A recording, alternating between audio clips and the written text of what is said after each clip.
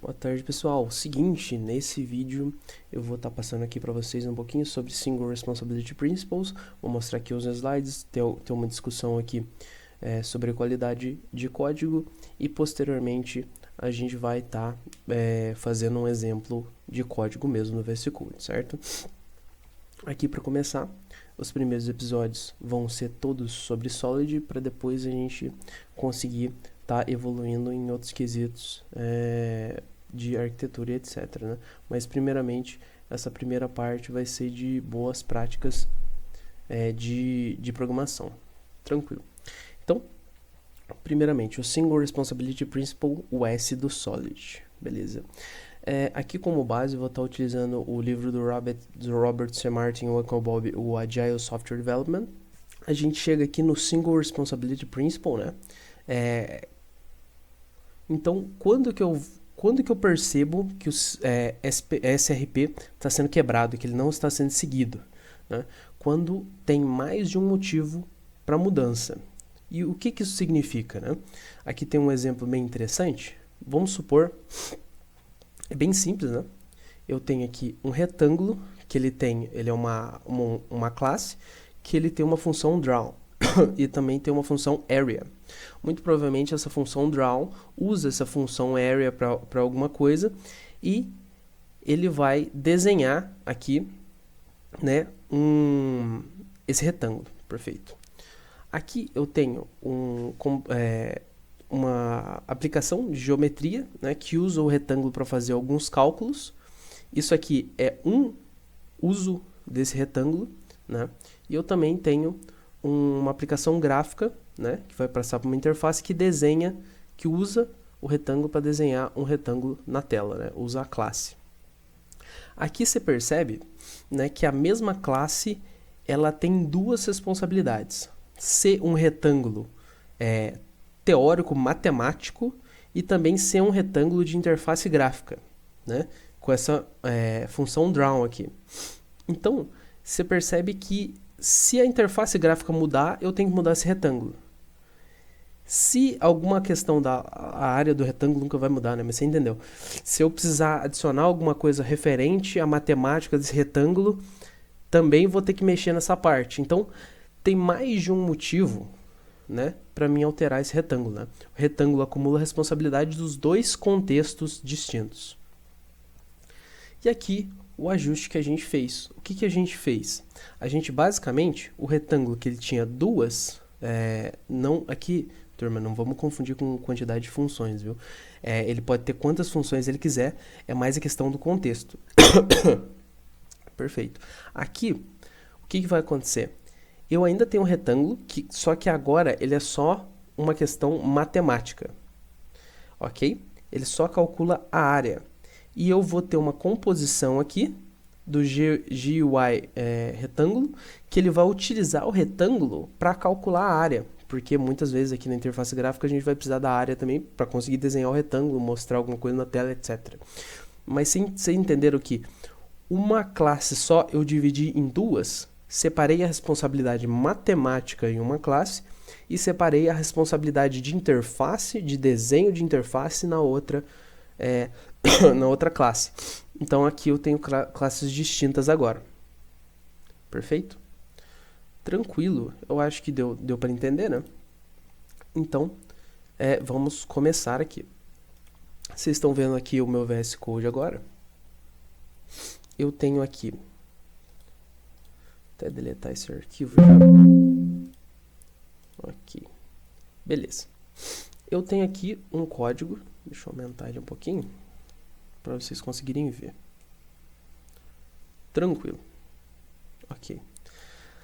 Ele aqui é uma order, né? Beleza. Order, ele vai ter duas variáveis aqui internas, né? A items e a total. É como se fosse um carrinho de compras, né? Os items, eu vou trazer aqui para baixo para ficar mais fácil. Os itens, eles têm o nome e o preço deles é a quantidade, né? E aqui eu pego o item e o total, né? E o total eu vou calcular quando eu for processar. Perfeito. Aqui ele tem uma função de processar, ou seja, ele processa o pedido, ele tem mais uma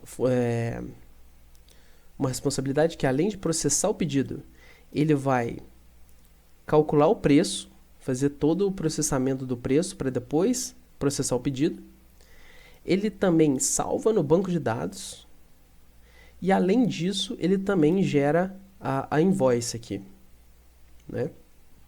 Então, vocês conseguem perceber que, além de processo de pedido, ele também faz o cálculo de tudo, ele também salva no banco de dados, ele também gera a invoice. Então, nós temos nessa classe order, apesar dela funcionar, que nem eu disse no começo, turma, isso aqui não quer dizer que não vai funcionar.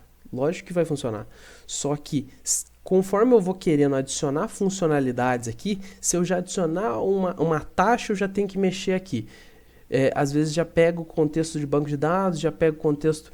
Isso você percebe que vai virando um ninho de rato que, poucas coisas que eu querer mudar, poucas funcionalidades que eu quiser adicionar, eu já vou ter que mexer em muito código. Perfeito? Então, vamos pegar isso aqui e ir na mão na massa para já limpar esse código. Tranquilo. Então, vou pegar e dividir aqui em algumas classes. Vou trabalhar aqui no vídeo. Beleza? Eu vou aqui, primeiramente, eu vou pegar o order.php. Aqui eu estou trabalhando com PHP, mas na aula que vem eu já trabalho com TypeScript. Aqui, para mostrar para vocês também que a linguagem não é tão importante quando a gente está trabalhando com esses aspectos, porque o objetivo nosso aqui é realmente entender o conceito. O conceito pode se aplicar em várias linguagens, né? Então, aqui eu tenho order. O que eu vou fazer para deixar ela mais com uma única responsabilidade? Eu quero que essa order tenha uma única responsabilidade, que é calcular o total, né? Beleza. Então, aqui eu já tiro o total. Já vou tirar o total daqui também. Vou pegar isso aqui, a chamada também. Vou limpar todas essas funções. E o que eu vou deixar? Aqui eu vou chamar de getTotal. getTotal. Beleza. E aqui eu vou fazer o seguinte. Eu vou criar aqui uma variável temporária. Total. Total é igual a 0. E eu vou fazer o seguinte. Vou retornar esse total. Beleza. E aqui, em vez de this.total, eu vou puxar aqui o total, pegando só os items, beleza? Então, já deu uma limpa aqui. Agora, o segundo que eu quero puxar é essa questão aqui de... vamos pegar aqui o salvar no banco, né? Copiar aqui. E eu vou aqui, e eu vou chamar aqui orderdb.php. Beleza. Class, na verdade, eu vou colocar aqui interrogação, php. Class, orderdb. E aqui eu vou colocar aquela função. Aqui eu vou colocar o namespace. Aqui vai ser só spr/before. Aqui eu estou trabalhando no before. Na verdade eu quis trabalhar no vídeo. Vou mudar para cá. Só o local, né? E aqui spr/vídeo. Beleza. Já tenho ele aqui. O order, vou fazer a mesma coisa. Namespace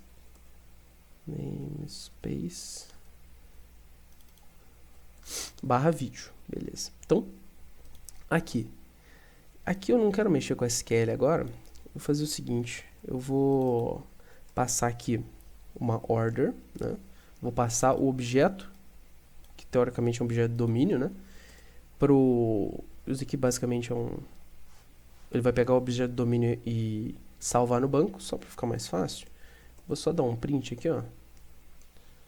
Salvando no banco. Beleza. E eu não vou trabalhar com isso aqui agora, só para ficar mais simples, né? Então, o próximo, vamos dar uma olhada, que seria o print. Aqui eu não vou, aqui eu vou só chamar de save. O bom é que a gente trabalha com objetos menores, né? Por exemplo, order_db e save, e funções menores. Então, eu sei que o save ele tem relação com esse order_db, então eu já sei que esse save significa salvar a ordem no banco, né? Então, já fica bem mais semântico, né? A gente dividir em funções menores. Beleza, então, agora eu vou pegar essa questão do print invoice aqui. Beleza? Então, agora eu vou fazer o seguinte, vou vir aqui no vídeo, new file, que eu vou chamar de print invoice. Invoice.php. Beleza. E aqui, mesma coisa. PHP. Namespace. Vou ver se ele traz. É o SCP. Que é SCP/vídeo esse aqui. Namespace dele. Beleza. SCP/vídeo. Então, aqui a gente vai ter um class. Beleza. E aqui eu vou colar aquela função, né? Opa. Copiei o index inteiro. Calma aí. Não, não é isso não. Deletar esse index aqui. Vou vir no index e copiar só a função. Beleza. Tranquilo. E aqui eu vou chamar print só. Beleza. Aqui eu vou ter que receber o order, né? E vamos dar uma olhada aqui que eu já pensei em uma questão nossa aqui dentro do order, né? Ele tem o get total e aqui os items são públicos, né? Eu quero deixar isso aqui privado, né? Private, e criar uma função pública, public function get total, né? Por que eu quero get total? Não, get items. Get items. Opa, tá difícil hoje, rapaz. Items. Beleza. Get items, que vai retornar os items do this, né? These items. Beleza. E ele vai retornar, fazer esse retorno, né? Porque eu não quero expor ele, eu tô expondo, né? Mas aqui eu poderia ter um controle dentro do get items para trabalhar com isso, né? Então, aqui no printer, aqui, o que eu vou fazer? Eu vou chamar o items, vou criar uma variável chamada items, e eu vou fazer o seguinte, eu vou pegar direto do orders, né? Orders, order, e aqui eu vou chamar o get items. Ok. Tranquilo. Beleza. E daí, a partir desse items aqui, que eu vou puxar. E aqui, nesse lugar, eu vou pegar o items get total, né? Item, um só, né? Get total. Beleza. Tranquilo. Então, aqui já deve estar funcionando. Deixa eu só dar uma olhada para cá, uma olhada para cá. Tranquilo. Beleza. Ok, então, aqui a gente já tem o order, bonitinho. A gente tem o banco de dados e a gente tem o print. Mas agora, a gente vai precisar de alguém que faça a questão de gerar o pedido, né? Então, new folder, não, new folder não. Vou chamar aqui new file e eu vou create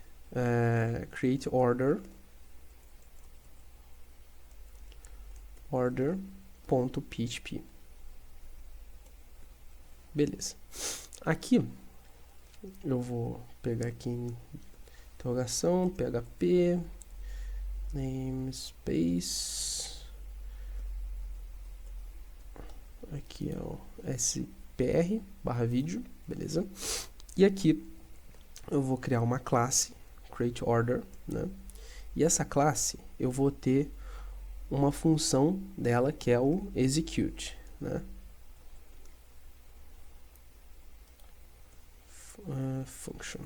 Function execute. Tranquilo, né? E aqui nessa função de execução, eu vou fazer o seguinte. Eu vou falar que ela recebe items, né? E ela vai gerar tudo aquilo que eu preciso para fazer para gerar a minha order, né? Tranquilo. Primeiramente, eu já vou fazer aqui um construtor. Constructor, beleza. Aqui eu não vou passar nada por enquanto.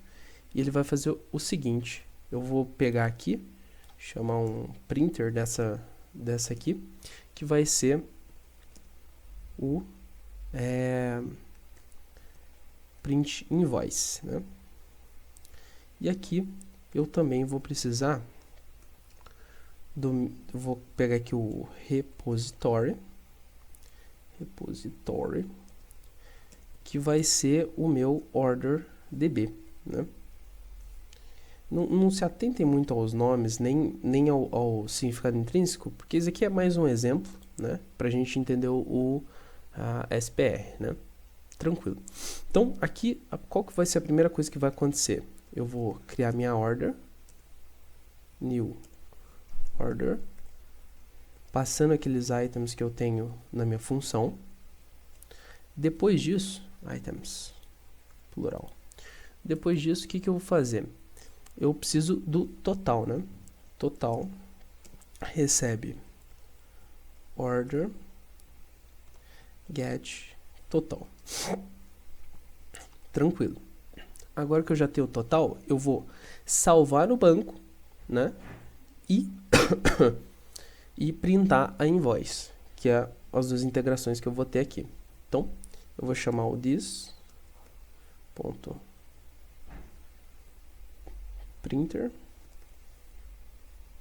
e vou chamar ela o método save. Na verdade não vai ser save, né? Vai ser print. Beleza. E aqui eu vou passar a order que eu acabei de criar.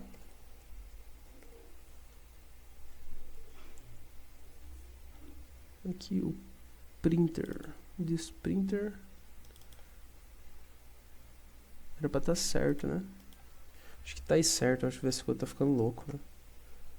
Tá ficando louco. E aqui o repository, que vai ser o save, também passando order, né?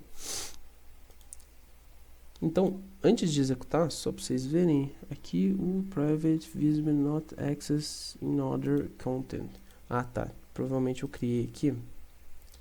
Aqui tem que ser public. E aqui order DB. E aqui também tem que ser public. Beleza. Esse code não está ficando louco, não. Tranquilo. Undefined. Aqui eu vou ter que importar, né? Beleza. Ajustei aqui agora. Eu adicionei os dois imports aqui. E também retirei aquele total que não precisa, já que quem usa o total vai ser aqui o printer, né? Então, aqui eu tenho o create order, beleza? Ok, então vamos fazer aqui o nosso index. Aqui dentro do nosso index, a gente vai fazer o import, né? Por meio do use.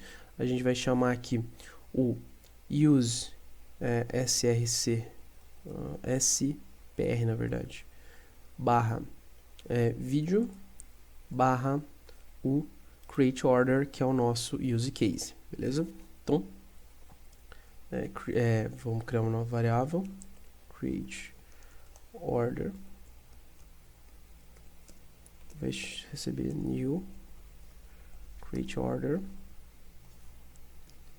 E o que a gente vai fazer? Aqui, para quem vai ser mais purista, etc., vai querer passar aqui o repositório, né, para o use case, não saber quem que vai estar fazendo todas essas questões, né, para aumentar a modularidade, né, tá até um pouco acoplado, né, mas o intuito aqui é mais fazer a questão do single responsibility, né. Ok, então agora que eu já criei, eu vou fazer o seguinte, eu vou pegar ele aqui e vou fazer o execute dele, né? Beleza. Execute. Ele precisa de uma quantidade de itens aqui, né? Então, vou trazer aqui do before os meus itens para ele executar, né? E aqui, passei para... Então, um ajuste só aqui. Aqui não vai ser item get total, vai ser order, né? Por isso que deu erro. Beleza. O que eu vou fazer agora aqui vai ser executar. Eu vou tirar esse aqui. Mas antes de executar, eu vou passar para vocês. Vocês viram, né? Que quem vai criar a order é o create order, é o use case, que vai pegar todas vai criar a entidade, vai passar para cada um dos serviços, né? A order vai ser só uma entidade que não sabe de nada, ela só sabe de fazer a regra de negócio aqui, que é calcular o total e só isso. O banco de dados aqui ele não tem nenhuma query, né? Mas quando ele tiver, ele vai tratar só do banco de dados. E o print invoice só printa a invoice e nada mais, beleza? Ok. Então, vamos fazer aqui a execução, né? Clear. Clear. E aqui a gente chama o index, né? Então, camisa vezes 2, 100, calça vezes 1, 120, total 220. Então, foi basicamente isso, turma. Eu espero que tenha dado para vocês entenderem, né? Que a gente pegou cada um dessas funcionalidades dentro do order aqui e separou em classes distintas para a gente conseguir desacoplar esse comportamento, né? Então, vocês concordam comigo, né? Que esse código aqui, com essas 4 classes, caso eu queira mexer no BD, é só nessa order BD. Caso eu queira mexer na regra de negócio, adicionar um frete, adicionar mais informações, adicionar questão de CEP, etc., tudo aqui no order. E caso eu queira mexer aqui na invoice, colocar mais informação, tirar informação, até mesmo às vezes até retornar HTML, retornar de outras formas para gerar um PDF, por exemplo, a lógica vai ter tudo aqui no print invoice. As responsabilidades agora estão bem melhor separadas, beleza? Então, valeu, turma, até a próxima.